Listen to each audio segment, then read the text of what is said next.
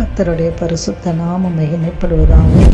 உயிர்த்தெழுந்து வல்லமுள்ள இயேசு கிறிஸ்துவின் நாமத்தினால இந்த கால பொழுதில் உங்களை சந்திப்பதை குறித்து நான் மிகுந்த மகிழ்ச்சி அடைகிறேன்.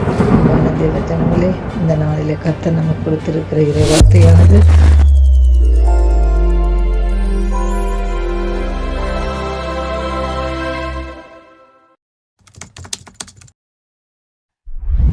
ஏசாயா 60ஆம் அதிகாரம் 20வது வசனத்தை நம்ம வாசித்து தியானிக்கலாம். உன் சூரியன் இனி அஸ்தமிப்பதும் இல்லை, உன் சந்திரன் மறைவதும் இல்லை, கர்த்தரே உனக்கு நித்திய வெளிச்சமாயிருப்பா, உன் துக்க நாட்கள் முடிந்து போகும். அன்பான தேவனுடைய பிள்ளைகளாகிய நமக்கு 2 சூரியன்கள் உண்டு. ஒன்று உலகப்பிரமான சூரியன், அது பகலிலே பிரகாசிக்கிறது. அடுத்தது நம் தேவனாகிய கர்த்தர், அவர் நீதியின் சூரியனாக நம்ம வாழ்க்கையில் ஒளி வீசிக்கொண்டு இருக்கிறார். தேவ பிள்ளைகளே, இந்த நாளிலே கூட கர்த்தர் சொல்லுகிறார், அவர் ஒருபோதும் நம்மை விட்டு மறைந்து போகிறவர் அல்ல, அஸ்தமிக்கிறவரும் அல்ல. உன் சூரியனினை அஸ்தமிப்பதும் இல்லை, கர்த்தரே உனக்கு நித்திய வெளிச்சமாய் இருப்பார் என்று திட்டம் தெளிவுமாக சொல்லப்படுகிறது. தேவ ஜனங்களே, இந்த நாளில் கர்த்தர் உனக்கு நித்திய வெளிச்சமாக இருக்கிறாரா? நீதியின் சூரியனாகிய கர்த்தர் உங்கள் வாழ்க்கையில் பிரகாசிக்கிறாரா? தொடர்ந்து கர்த்தருடைய மகிமையும் பிரசன்னமும் உங்களிலே நிலை கொண்டு இருக்கிறதா? அநேகர் தொடர்ந்து கர்த்தருக்கு தங்கள் வாழ்க்கையை ஒப்பு கொடுப்பதில்லை. சில நாட்கள் வெளிச்சமாகவும் சில நாட்கள் பாவமாகிய இருளிலும் மாறி மாறி வாழ்கிறார்கள். இரவும் பகலும் மாறி மாறி வருவது போல உற்சாக நாட்களும் பின்மாற்றத்தின் நாட்களும் சந்தோஷத்தின் நாட்களும் துக்க நாட்களும் மாறி மாறி நம்ம வாழ்க்கையில் அலமோதி கொண்டு இருக்கிறது. ஆனால் கர்த்தர் சொல்லுகிறார், நம்மிடம் நான் உனக்கு நித்திய வெளிச்சமாய் இருப்பேன் என்று வாக்களித்திருக்கிறார்.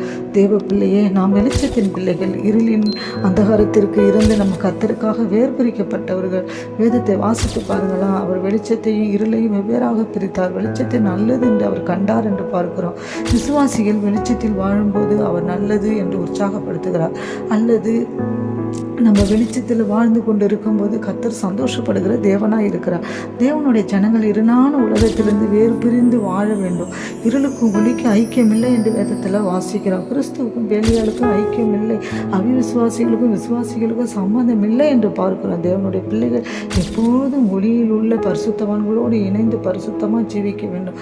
வேதம் சொல்லுகிறது, இயேசு கிறிஸ்துவுக்கு ஜீவன் இருந்தது, அந்த ஜீவன் மனுஷனுக்கு ஒளியாக இருந்தது என்று பார்க்கிறோம். தேவ பிள்ளைகளே, இந்த நாளில் பரிசுத்த ஆவியானவர் உங்களோடு கூட பேசிக்கொண்டிருக்கிறார்.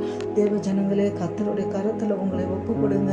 ஆவியான தேவன் உங்களை நிறைவாக நடத்துவார். இயேசுவோடு எப்போதும் நாம் தரித்திருக்கும் போது தேவனுடைய வெளிச்சம் நம்ம மேலே வீசிக்கொண்டே இருக்கும். தேவன் ஒளியில் வாசம் செய்கிறவர், அவர் அருணோதயம் என்று அழைக்கப்படுகிறது. தேவ பிள்ளையே, தேவனாகிய ஒளி எப்போதும் உன்னை வழி நடத்த ஆயத்தமாக இருக்கிறது. உன் சூரியன் இனி அஸ்தமிப்பதும் இல்லை, உன் சந்திரன் மறுவதும் இல்லை, கர்த்தரே உனக்கு நித்திய வெளிச்சமாக இருப்பார். உன் துக்க நாட்கள் எல்லாம் முடிந்து போகும். இருள் பூமியையும் காரிருள் ஜனங்களையும் மூடும், ஆனால் உண்மையில் கர்த்தர் உதிப்பார். அவருடைய மகிமை உண்மையில காணப்படும். தேவ பிள்ளைகளே, சந்தோஷத்தோடு கூட இருங்க. கர்த்தருடைய வெளிச்சம் உங்களுக்கு இந்த நாட்களில் முடிவு பரியந்தமும் உங்கள் மேல் கடந்து வரும்படியாக நாம் எல்லாம் ஜெபத்தோடு இருப்போமா, துதிப்போமா?